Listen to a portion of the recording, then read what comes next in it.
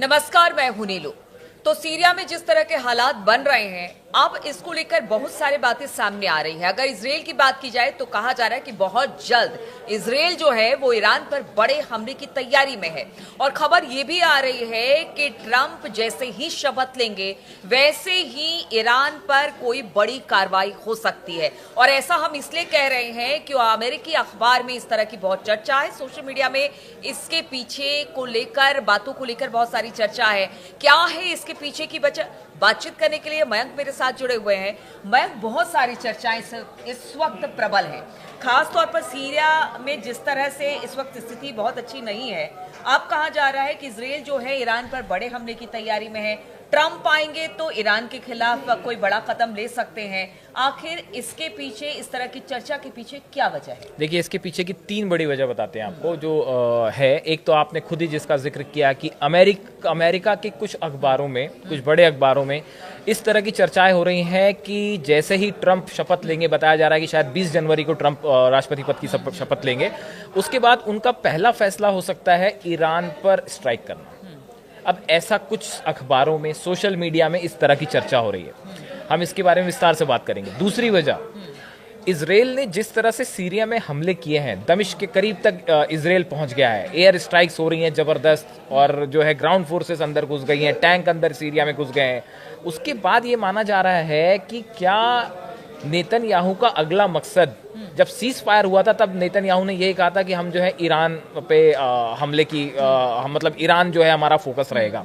दूसरी चीज, दूसरी बड़ी वजह, तीसरी बड़ी वजह जो मानी जा रही है वो ईरान की तैयारी। देखिए, ये इस तरह की चर्चाएं तो है ही कि जो है अमेरिका कहीं हमला ना कर दे, इजराइल कहीं हमला ना करेगा, हम उसकी बात करेंगे। लेकिन इसी बीच में इस तरह की भी खबरें आ रही हैं। अभी खामेनी ने एक बयान दिया जिसकी हमने पिछले वीडियो में चर्चा की थी। ईरान जो है वो अपने तरफ से बड़े युद्ध की तैयारी ईरान ने शुरू कर दी है, और रूस भी उसकी मदद के लिए पूरी तरह से सामने आ गया है। कैसी आशंका ईरान को भी है कि बिल्कुल बिल्कुल, ईरान भी तैयार है। देखिए, हम आपको बताएं, जो ये पूरी बात सामने आ रही है कि देखिए, इस सीरिया में जिस तरह से पहले सीज फायर होता है लिबनान और हिजबुल्ला और इजराइल के बीच में, इसके तुरंत बाद से जो सीरिया में अचानक वॉर शुरू हो गया। और देखिए, जिस तरह से ईरान, बशर अल असद वहाँ से रूस चले जाते हैं, और एक प्रकार से देखिए ईरान और रूस जो है उसको एक प्रकार का सेटबैक लगा सीरिया में। लेकिन उसके बाद जो है जिस तरह से खबरें निकल के आ रही हैं, उसमें ये बात सामने आ रही है कि ट्रंप ये चाहते हैं कि किसी भी तरह से ईरान का न्यूक्लियर प्रोग्राम रुकना चाहिए।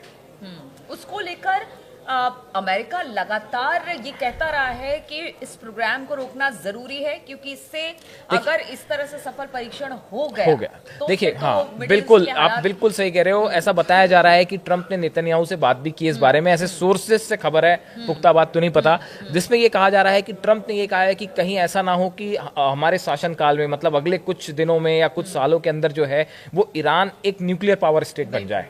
और ऐसा करने से रोकना बड़ा मकसद है इजराइल का भी और अमेरिका भी। देखिए, अब तक लाख कोशिश के बाद भी अमेरिका और इजराइल जो है वो ईरान का न्यूक्लियर प्रोग्राम नहीं रोक पाए, इसमें कोई शक नहीं है। और दूसरी बात जो है, अमेरिका और इजराइल दोनों को ये चिंता सता रही है कि अगर जिस तरह से एनरिच्ड यूरेनियम ईरान के पास जमा हो रहा है, इससे बड़े परमाणु हथियार बनाने की क्षमता अगर ईरान के पास आ जाती है, या हो सकता है आ भी गई हो, इसको लेके भी बड़ी चर्चाएं हैं, तो उसके बाद जो है ईरान से युद्ध करना, उसको हराना या उस पर दबाव डालना, और पुतिन साथ में खड़े हैं, ये बहुत मुश्किल हो जाएगा। अब देखिए, अभी जिस तरह से ईरान ने हमले किए इजराइल के ऊपर, जो फतेह 1 मिसाइल से हमले हुए थे, और कहा जा रहा है कि शाहाब 3 मिसाइल जो है इससे ईरान ने हमले किए थे, इसके बाद पूरी दुनिया ने देखा ईरान की मिसाइल ताकत क्या है। जब 180 मिसाइल्स कुछ मिनटों के अंदर इजराइल पर फायर हुई, और जो आसमान में जिसके नज़ारे देख रहे थे, सब देख रहे थे, और जो गिर रहे थे, तो उसके बाद जो है ईरान की मिसाइल पावर पे जो है, कैपेबिलिटी पर किसी को कोई अब डाउट नहीं है। चीन की तरफ से समर्थन है, नॉर्थ कोरिया की तरफ से समर्थन है, रूस की तरफ से समर्थन है, तो ये बात तो खत्म हो गई। अब सवाल है न्यूक्लियर प्रोग्राम का।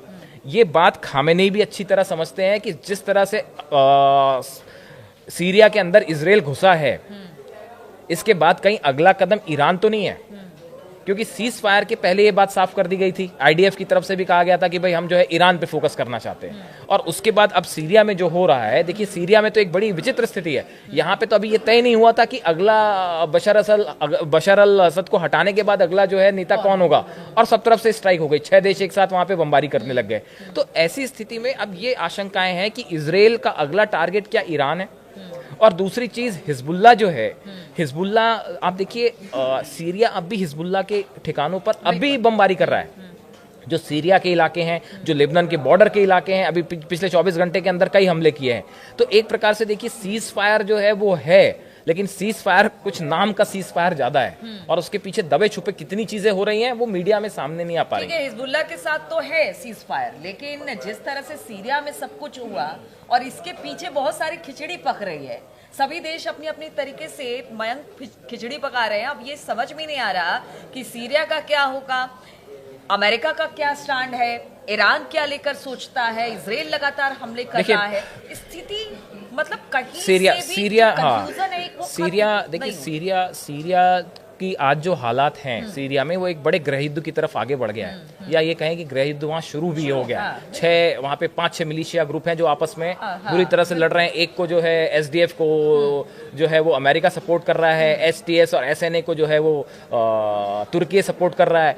ऐसी स्थिति में यहाँ पे जो है एक बड़ा इसको मतलब मुलाकात हो रही है, दो देश आपस में बैठ रहे हैं, हाँ, ये जो शांति की बात हो रही है। आप ब्लिंकन और एर्दोगन की मुलाकात की बात कर रहे हैं, तो ब्लिंकन और एर्दोगन की मुलाकात हो रही है। देखिए ये बड़ी अजीब स्थिति है कि एक तरफ से तुर्की जो है वो सपोर्ट कर रहा है उन संगठनों को जो एंटी अमेरिका हैं, और दूसरी तरफ जो है ब्लिंकन और एर्दोगन मिलके वहां पे उसका भविष्य भी तय कर रहे हैं। तो ये बड़ी अजीब स्थिति है। अब देखिए अब इसमें जो है इस पूरे मामले में खामेनेई ईरान एक बात बिल्कुल क्लियर समझ चुका है, और वो इस बात के लिए तैयार है कि अगला नंबर उसका हो सकता है।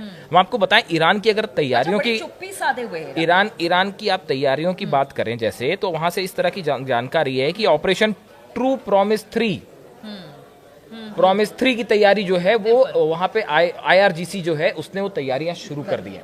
देखिए अंडरग्राउंड बंकर्स और शेल्टर्स इनको बिल्कुल अलर्ट मोड पे रख दिया गया है कि अगर इजराइल का हमला होता है या अमेरिका का हमला होता है, अगर बैलिस्टिक मिसाइल्स फायर होती हैं, तो कैसे अंडरग्राउंड बंकर्स पे शेल्टर्स में कैसे छिपना है, कैसे वहां पे लोगों को ले जाना है, कैसे बड़े नेताओं को ले जाना है, इसकी तैयारी ऑलरेडी हो गई है। देखिए कहा जा रहा है कि देश की ईरान की पहली डिफेंसिव टनल जो है वो बन के तैयार हो गई है, और वो सिटी सेंटर को सीधा इमाम खुमैनी हॉस्पिटल से जोड़ेगी, ताकि अगर कहीं बड़े स्ट्राइक होता है तो जो घायल होते हैं उनको अंडरग्राउंड टनल से ले जाया जाए।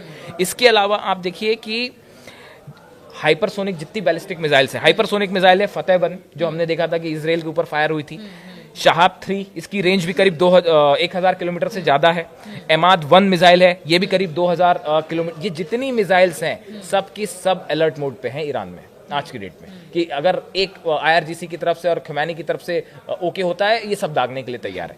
अब देखिए दूसरी तरफ जहां तक ईरान के परमाणु कार्यक्रम का सवाल है, देखिए ईरान ने ऐसा लगता है कि पिछले कुछ दिनों के अंदर इसको रोकना तो छोड़िए, इसको और तेज कर दिया है। ये जब से लेबनान और इजराइल का वॉर शुरू हुआ था, 1 साल हो गया करीब इसको, तो हमास के साथ जो अटैक हुआ था, हमास ने जो अटैक हुआ था इजराइल पे, उसके बाद से 1 साल बीत गया। ये पिछले 1 साल में ईरान ने इस कार्यक्रम को तेजी से आगे बढ़ाया है, यूरेनियम के फॉर्म में भी तेजी से आगे बढ़ाया है। दूसरा उसे रूस की तरफ से भी लगातार समर्थन मिल रहा है। आप देखिए चाहे F-35 और शायद यही वजह है मयंक, इंटरनेशनल प्रतिबंध की बात लगातार होती रही है ईरान को लेकर, लेकिन इसके बावजूद वो रुका नहीं है। यानी कहीं ना कहीं बैकअप बहुत तगड़ा है रूस का उससे। लेकिन एक जो बड़ी इंटरेस्टिंग चीज निकल के सामने आ रही है वो ये कि जो ट्रंप चाहते हैं, ये बहुत ही दिलचस्प है, रोचक है ये। ट्रंप ये चाहते हैं कि ईरान का न्यूक्लियर प्रोग्राम रुक जाए। अब इसके लिए या तो समझौता हो जाए या हमला करना पड़ जाए, लेकिन हमला करने की स्थिति में वो ये नहीं चाहते कि अमेरिका की फोर्सेस ईरान भेज दी जाए। वो चाहते हैं कि ईरान के न्यूक्लियर प्रोग्राम ट्रंप को अमेरिका को न्यूक्लियर प्रोग्राम का हल चाहिए ईरान के, लेकिन वो अपनी फोर्सेस नहीं फंसाना चाहता। ये बड़ी इंटरेस्टिंग बात है। देखिए जो इराक में हुआ, जो अफगानिस्तान में हुआ, उसके बाद अमेरिका जो है वो ये बात समझ चुका है कि दूसरे देशों में सैनिक उतारना जो है वो बड़ा खतरनाक होता है। उसके बड़े परिणाम भुगतने पड़ते हैं। इसके लिए ट्रम्प को वोट भी मिले हैं, क्योंकि वोट भी मिलेंगे, उन्होंने कहा था हम शांति कर देंगे, बिल्कुल शांति ले आएंगे। इस वजह से तो वोट भी इसलिए मिले हैं। ट्रम्प ये चाहते हैं कि हम ईरान का न्यूक्लियर प्रोग्राम तो रुक जाए, लेकिन जो अपनी फोर्सेस ना उतारनी पड़े। तो अब हो सकता है कि इजराइल के थ्रू कुछ किया जाए। क्या इजराइल उसके न्यूक्लियर ठिकानों पर हमला करने को तैयार होगा? लेकिन अगर ऐसा कुछ हुआ भी, अगर पहले तो समझौते की कोशिश होगी, बनाने की कोशिश होगी। अगर खामेनी ईरान तैयार हो जाते हैं, हो सकता है कि रूस, पुतिन और ट्रम्प के बीच की कुछ दोस्ती जिसकी चर्चाएं हैं वो काम कर जाएं और खमेनी अपने इस प्रोग्राम के लिए रुक जाएं। लेकिन जो हालात पिछले 1.5-2 साल में रहे हैं इजराइल और ईरान के बीच में, उसके बाद एक दूसरे पे विश्वास करना तो बड़ी दूर की बात है। तो ईरान का न्यूक्लियर प्रोग्राम समझौते से रुकेगा, ये तो ना ट्रम्प को बात हजम होने वाली है और ना ये नेतन्याहू को। तो चलिए देखिए, समझौते से क्या ईरान का परमाणु प्रोग्राम रुकेगा या फिर बड़े हमले की तैयारी में इजराइल और अमेरिका ईरान पर है। ईरान भी पूरी तरह से चाक चौबंद व्यवस्था अपने देश में किए हुए कि अगर हमला होता है तो उनकी तरफ से भी उसका जवाब दिया जाएगा। तैयारी देश में कर ली गई है ईरान में, और इसके लिए अब पूरी तरह से सभी देश बिल्कुल कहते हैं कि अपने अपने तरीके से तैयारी कर चुके हैं। अब ये तैयारी या समझौता या फिर युद्ध क्या होता है, इस खबर पर लगातार हमारी नजर बनी रहेगी। आप बने रहिए हमारे साथ।